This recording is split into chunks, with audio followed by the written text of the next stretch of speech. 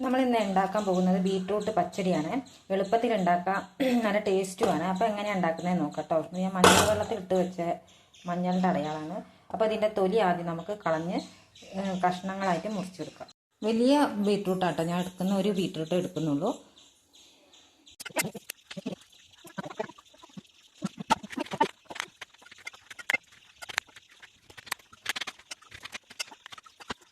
അപ്പോൾ ഇതേ നമ്മൾ ചെറിയ കഷ്ണങ്ങളാക്കി നുറുക്കിയിട്ടുണ്ട്. അത്ര വലിയ ചെറിയ കഷ്ണമല്ല, എന്നാലും ഇടത്തരം കഷ്ണങ്ങളാക്കിയിട്ട് ഇത് നമ്മൾ കുക്കറിലിട്ട് വേവിക്കുകയാണ്. കുക്കറിൽ ഇച്ചിരി വെള്ളവും ഇച്ചിരി ഉപ്പും ഇട്ടിട്ട് വേവിച്ചെടുക്കാം. അപ്പോൾ അതിലേക്കുള്ള തേങ്ങ നമ്മൾ റെഡിയാക്കിയിട്ടുണ്ട്. തേങ്ങ ഉണ്ട്, കടുക് ഉണ്ട്, പിന്നെ ഇഞ്ചി ഉണ്ട്. എരിവിനനുസരിച്ച് നമുക്ക് പച്ചമുളകും ചേർത്ത് കൊടുക്കാം. അപ്പം ഞാൻ 2 പച്ചമുളകേ ചേർക്കുന്നുള്ളൂ. ഇത് മൂക്കും ഇഷ്ടമാണ്. 5 പച്ചമുളകൊക്കെ ചേർക്കാം എരിവിനനുസരിച്ചിട്ട്. ഞാനിവിടെ 2 പച്ചമുളകേ ചേർക്കുന്നുള്ളൂ കേട്ടോ. പിന്നെ ആദ്യം തന്നെ നമ്മൾ ഈ ഇഞ്ചിയാണ് അരച്ചെടുക്കാൻ പോകുന്നത് കേട്ടോ.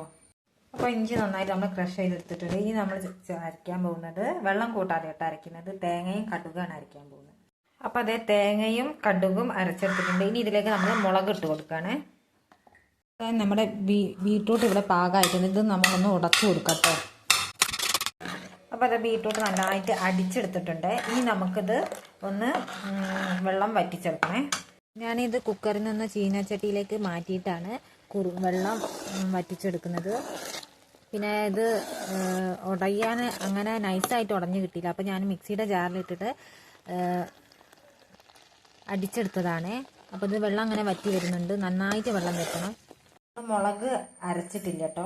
നമ്മൾ ഇഞ്ചിയും തേങ്ങയും കടുകൊക്കെ നമ്മൾ വെള്ളം കൂട്ടാതെയാണ് അടിച്ചത്. ഇനി നമ്മൾ മുളക് അരയ്ക്കാൻ പോകുന്നത് നമുക്ക് പാകത്തിനുള്ള തൈര് കൂട്ടിയിട്ടാണ് കേട്ടോ. അപ്പോൾ ഇത് നന്നായിട്ട് അരച്ചെടുക്കും. അപ്പോൾ ഇത് നന്നായിട്ട് അരച്ചിട്ടുണ്ട്. ഇത് നമുക്ക് ബീട്രൂട്ടിലേക്ക് ചേർത്ത് കൊടുക്കാം കേട്ടോ.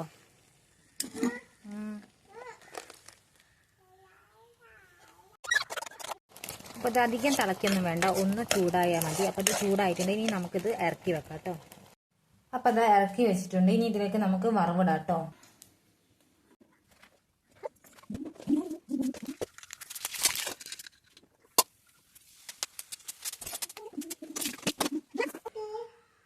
അപ്പോൾ അതേ പച്ചടിയിലേക്ക് നമ്മൾ താളിച്ച് ചേർത്തിട്ടുണ്ട്. കടുകും വറ്റൽമുളകും കരിവേപ്പിലും ഇട്ടിട്ടാണ് നമ്മൾ ഇത് താളിച്ച് ചേർത്തിട്ടുള്ളത് കേട്ടോ. അപ്പോൾ ഇത്രയേ ഉള്ളൂ. നല്ല ടേസ്റ്റുള്ള, എളുപ്പം ഉണ്ടാക്കാൻ പറ്റുന്ന പച്ചടിയാണ് കേട്ടോ. ഇത് നല്ല ടേസ്റ്റാണ്. എല്ലാവരും ഒന്ന് ഉണ്ടാക്കി നോക്കണം. അപ്പോൾ ഇത്രയൊക്കെയുള്ള വീഡിയോ. താങ്ക്